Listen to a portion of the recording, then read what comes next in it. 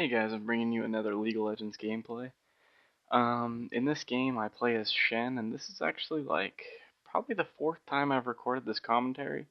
And that's because the first time I recorded it, I really goofed on it, didn't do very good. Second time something went wrong with the audio and it's totally out of sync. And third time I recorded it and everything was fine. Everything was fine. Uploaded to YouTube and it was like 16 minutes and 4 seconds or something like that.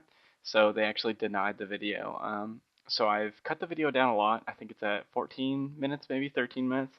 And it's still a pretty long video, but one thing you're going to notice is that it jumps from clip to clip, especially toward the middle and end, pretty frequently and quickly. Um, that's partly because my editing skills are none, and um, because there's a lot of content in this video.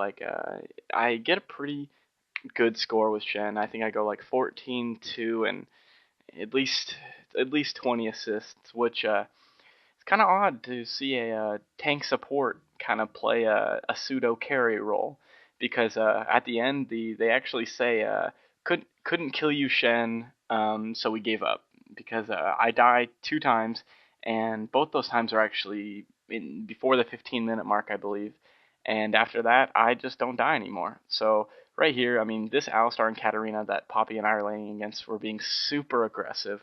So we were fine. We tried to get as many last hits as we could while the towers was hitting their minions. And it's a bit more difficult to last hit minions when they're pressed up against your tower because your tower will steal a lot of those last hits. But the advantage is that for them to attack you, they have to tower dive, and you won't run into a jungler as much. In this game, though, they don't have a jungler, so we didn't really have to worry about that too much. And so you see right there, that's I think, yeah, that's my second death, and that's the last time I die. I made a mistake and I overextended, and Alistar popped me when I was low health, and then Katarina finished me off. Um, this is my first time playing Shen, like actually ever. So I'm playing on my Smurf account, Slurpy Smurf, playing with some buddies of mine, Jordan, who's playing Poppy, and Kevin, who's playing Teemo. And I really wanted to play a support role, and Shen's a good support and tank, so I figured it filled both roles pretty well, and I could really help Poppy kind of get fed in this lane, even though I kill steal quite a few times in this game. Just because I get so antsy because I'm used to playing a melee carry, so when I see Vorpal Blade, I'm like, yeah, throw the Vorpal Blade. Oh, damn it, got the kill. But in the back of the head, you're thinking, "Oh, I like that 300 gold because now I can just tank up even more and not die."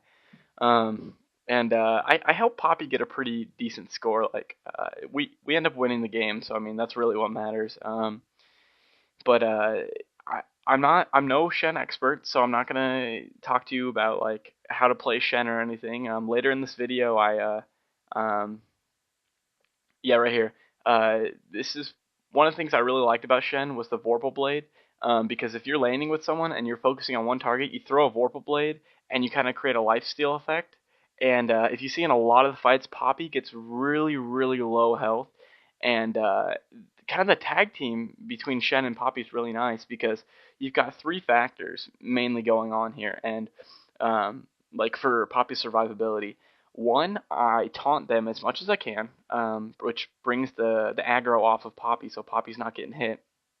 And if you, quick break, if you see this Alistar and Katarina, they are not good, and pretty soon they'll start putting in the chat box that they're just trolling around, even though they were trying pretty hard. So see, they try and pull the same technique that they did before, but this time they use Katarina instead of Alistar, and it doesn't work out as well. Anyway, 3 steps to Poppy's really good survivability in this lane. One, I'm taunting them away, taking the aggro, and I have a pretty good defense because I built armor really quickly because of my taunting and because skills aren't that strong in the early game. I think before you really build items to make them good, so there's gonna be a lot of auto attacking. Um, Two, I put Vorpal Blade on the enemy that we're focusing. So the life tap is kind of like a life steal effect. And so right here we tower dive, and I believe, yeah, they get Poppy, but we get a double kill for it, so it's okay.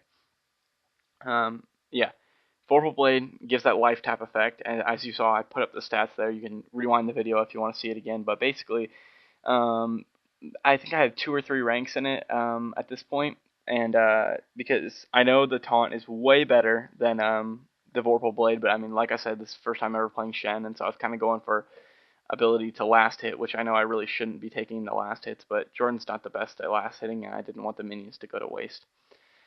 Um, so yeah, taunting, Vorpal Blade, and then Poppy's passive, which is if she would take more than 10% of her current health from one attack, she takes half the damage. So if you think about it, at half health, that's like maybe 500. You've got 500 health. 10% of that's 50 auto attack. Any skills are gonna do more than that. So like most of the stuff, and especially when you get really low, almost every attack is gonna be cut in half. And since I'm my Vorpal Blade's making Poppy life tap while doing that, like Poppy just has this insane survivability. And then later, we have some. I pull off this really cool trick where Poppy's fighting like 1v3. Like I mean, at this point, Poppy's really fed. So I mean, it's not a smart move, but he had a lot of trust in me, which it ended up turning out really well because he activates his ultimate. So only one person can hit him. So he's smacking on 3 people, but he's only getting hit by one. And then the moment his ultimate goes down, I throw my ultimate on him, which is Stand United, which gives him the shield. And so right here, and allows him to survive. But right here, I really like this trick. I kind of bought some time for Poppy to come down, and Katarina, I got low enough health that Katarina was dedicated to that kill and no longer was paying attention to the Poppy that was coming down, and then just destroyed her. A really nice technique I picked up with Shen. Among like I actually think I learned Shen pretty quick in this game. I'm not saying that every game I play as Shen is going to be like this, but see, this is what I was talking about right here. So he just got out of his ult, popped my ultimate onto him. He gets the kill on Talon. I think he picked up a kill earlier. Then he picks up the kill on Morgana, and Katarina's chasing me, wanting to get that kill, but Teemo hits her with the blinding shot. So I turn around, hit her with the chi strike, and Poppy picks off the. Oh no, okay, I got the kill. I think I might have. Oh, it might have just been an auto attack. But that was some really good teamwork, and I'm really glad Teemo was there to help me because that blinding shot literally saved my life. So let's see, what was I saying? I was talking about playing Shen, and oh yeah, so this is my first time playing Shen, and like I'm in no way like super godly as Shen, but I definitely picked up a lot of really cool techniques.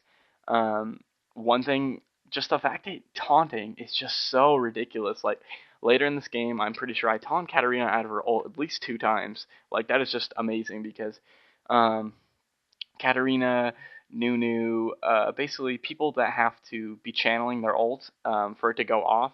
Like those are the kind of ults that, if left unchecked, they will dominate a team. But then because of that, like quote quote overpowered nature, they have to have a significant weakness, and that's if their channels channel is canceled, then it just stops it. And so right here, I get a kind of another kill steal. I felt kind of bad for that because I didn't want to go in on that. I was telling him like, don't go in on that, don't go in on that, but he did anyway. And so I went in afterwards, and I was a little too late. And in this game, I actually I try and ult on my teammates when they're in trouble as much as I can, because I feel the role of a tank slash support is to save your carries, and so I try my best to do that. And in hindsight, if you're not doing as well as I was doing, like at this point, like I've got like 7 kills, 2 deaths, and a lot of assists. It's kind of hard to see in the preview screen. But if you're not doing as well as I was doing and have a lot of survivability items, what I kept doing, which is like teleporting into 3 or 4 people to save one person, not a good idea because you're just gonna possibly give them a double kill. But Mordekaiser is constantly in this game found out of position. But basically, if you can learn anything from this video about playing Shen, that is Vorpal Blade, the person that you guys are targeting, like that you're focusing, because it'll give your teammates some really nice health. Like every time they hit them, I think it resets the timer. If it's stacked, that'd be a little broken. I think just put a Master Yi on there, life tapping, life tapping, life tapping. But it'll give them enough health to survive at least one hit, maybe two hits. Um, Taunt is your best move. Like like Stand United is incredibly good, but Taunt you can use frequently, and just all the tricks you can do with taunts. Like you'll see in this game, I taunt into bushes to face check bushes because what happens in bushes is you jump into a bush, and they will throw every skill they have at you. You know, they'll throw stuns, damagers, everything in it, and then you'll just get face rolled, and now they're up one person, and they can push your team. But if you taunt into a bush, you have 1.5 seconds to get out of there if there's three people in there, and then all they're doing is auto attacking you. And as a tank, auto attacks really don't do anything to you. Like, my build, I started with Doran's Blade, um, built into a Shield of Age or Aegis of Legion, I think. Yeah. What's really nice about the Aegis of Legion is you can build whatever part you need first. So like if you've got a caster carry in your lane, build the magic resist first. If you've got an AD carry in your lane, build the armor first. If you've got both, like for some reason they're putting a caster and like two carries in your lane, get the health. And or maybe you aren't having any trouble with the lane, get the health because it makes your chi strike or key strike more powerful because his passive is every 8 seconds, I think.